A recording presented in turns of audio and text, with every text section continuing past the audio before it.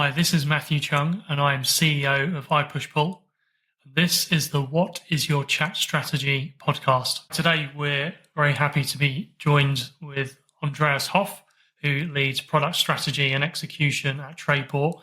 And Trayport is the primary network and data platform for the European wholesale and energy markets. So thanks for joining us today, Andreas. Thanks for having me, Matt. So we're going to discuss ideas and your thoughts around chatbots, large language models, and how you see things evolving in this super fast-moving space. So Trayport is obviously used in energy and commodities markets, but what chat platforms do you generally see your customers using? Yeah, so we service traders, brokers, and exchanges. They obviously need to interact with each other for the trading activities that they're doing. So I see basically two main categories. There are the industry solutions. So out of the financial and commodities trading industry, you have chat platforms from Bloomberg, Refinitiv, IceChat, Symphony, and they are really aimed at that specific use case of interactions between trading firms and counterparties. But you also see a lot of usage on your traditional consumer type applications. So just because everyone has access to them and all you need is the other person's phone number, it's very convenient for people to get started just chatting to each other on WhatsApp or WeChat in Asia. Some people use Telegram. And yeah, I think it's a big mix of multiple systems that the traders and brokers are using today. And if you want access to as many people as possible, you probably need to use multiple of these. So if I'm a broker, for example, then I've got all those different chat platforms you went through. Maybe one broker might have all of those chat platforms or a subset of them. But is there very much like a proliferation of chat? And do you think that's a problem for brokers or traders who've got limited screen real estate anyway? How can they be able to give the right amount of that screen real estate to the right chats, or do they have to just have them all up with lots of notifications blasting away? Yeah, I think there's some of that. What you often see is that de facto defaults establish in certain subsections of the market. So you may have one particular platform that's very common in one asset class, and then a different asset class, it's a different platform. But yeah, especially for brokers, they want to be accessible and available to as many counterparties as possible. So they will often have multiple of these platforms up and running on their desktops, and they have to switch between them. And yeah, the challenge is not just switching between applications, but even within a single application, you sometimes have dozens of chat windows open. And I imagine it's a bit of a challenge for any broker or trader to just remember where all my chat windows are and who I still need to reply to. And historically, commodities markets have been very chat-driven, voice-driven, and not quite as electronified as some of the financial markets, in equities and other areas like that. Because we've seen, obviously, the rise of ChatGPT a year ago now, everyone's starting to have a look at how can they think about their own chat strategies, how can they incorporate something like the power of ChatGPT into what they're doing. Have you seen a lot more interest around automating these voice and chat workflows, using AI and large language models and so on? What have you seen with your customers, and what are you seeing within your own company?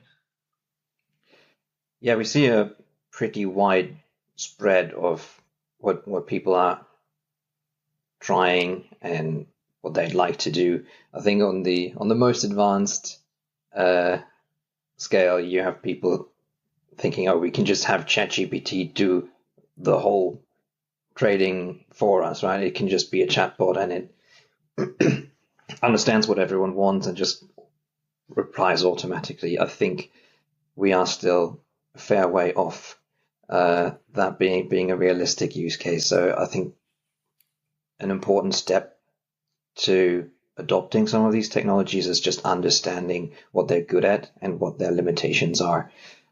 What we find they can be really good at is extracting information.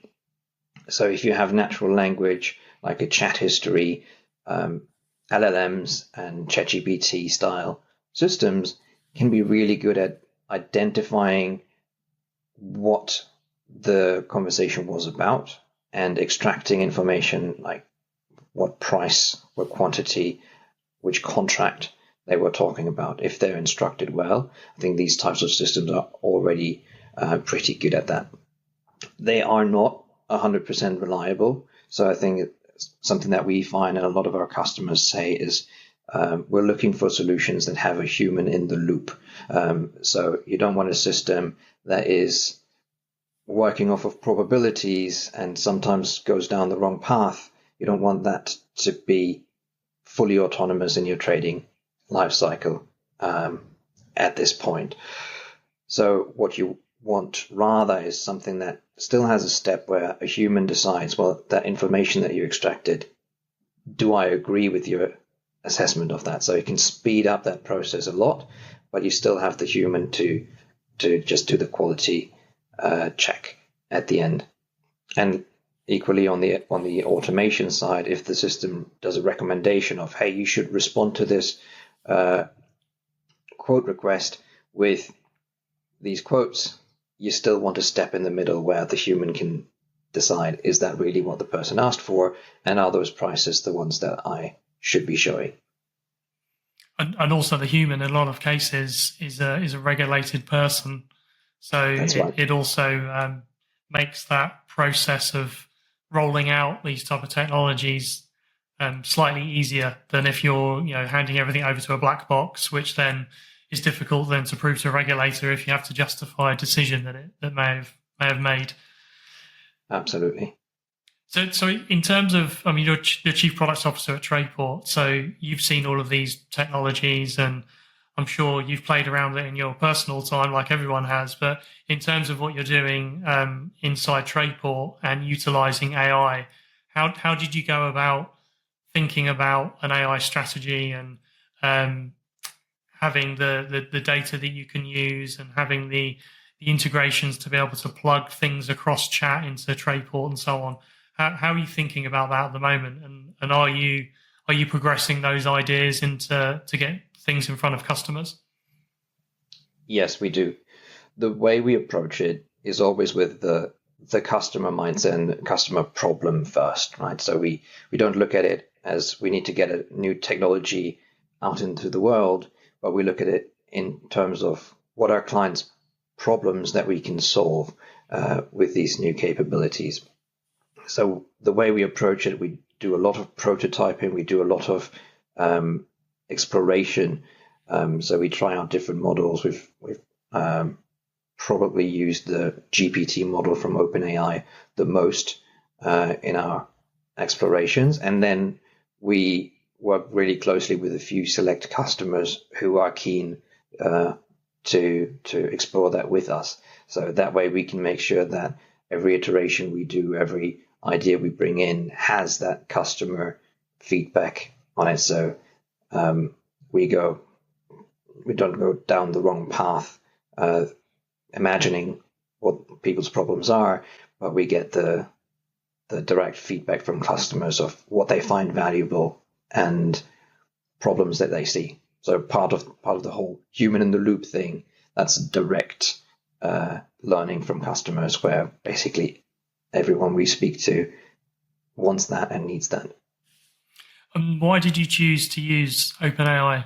Was that because it was easy to access through Azure, or just because it was the main model that people are playing with? It's a combination of both, right?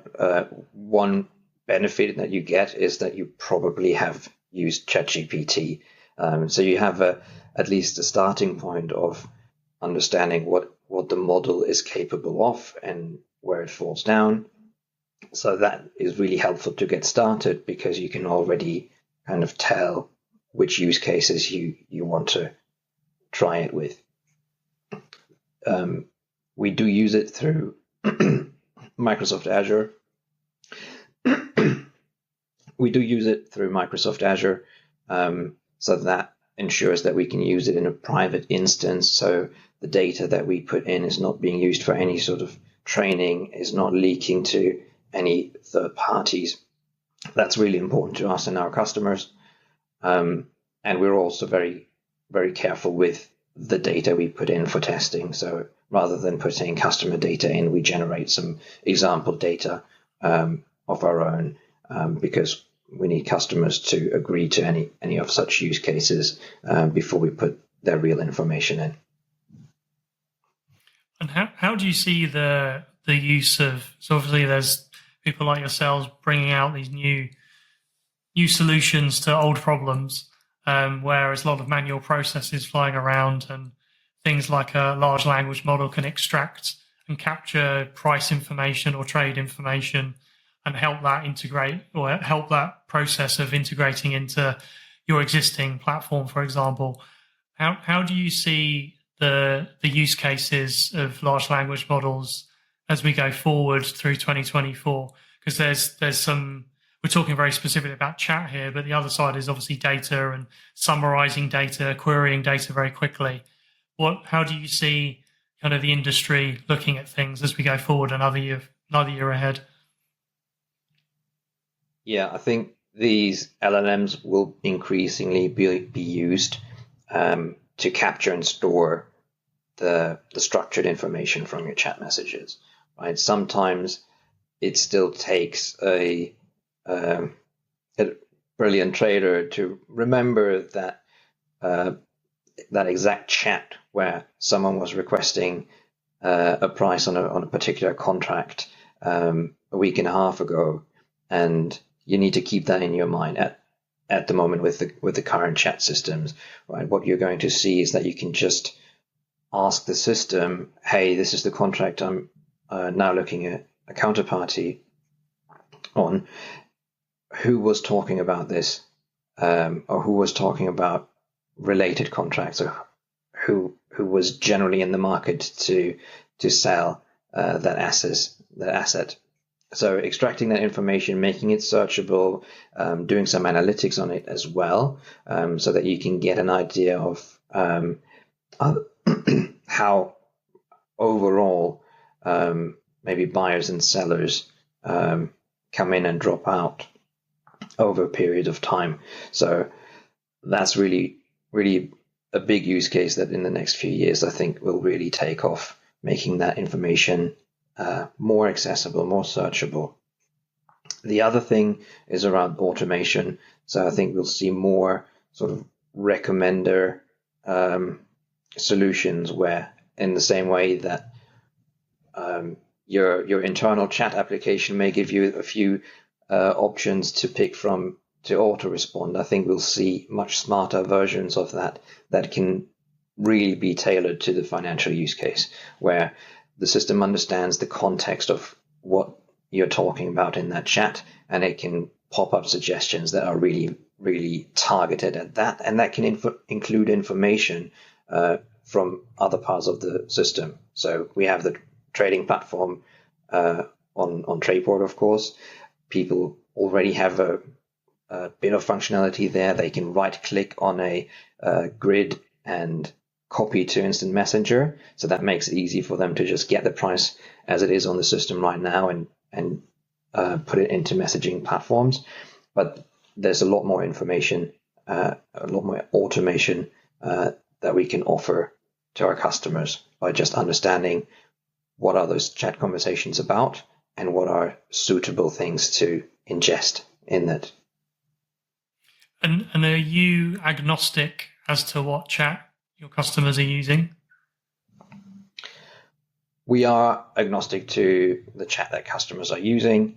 I think what you may see is that we will look for solutions that we can embed into the Trayport screen, because we believe that the closer the integration is between your electronic trading and your chat platform, the better the user experience is going to be. Yeah, definitely. It's all about less clicks and copy pasting, which makes the That's whole right. process more efficient. Great. Okay, Andreas Hoff, thank you very much. Thank you, Matt.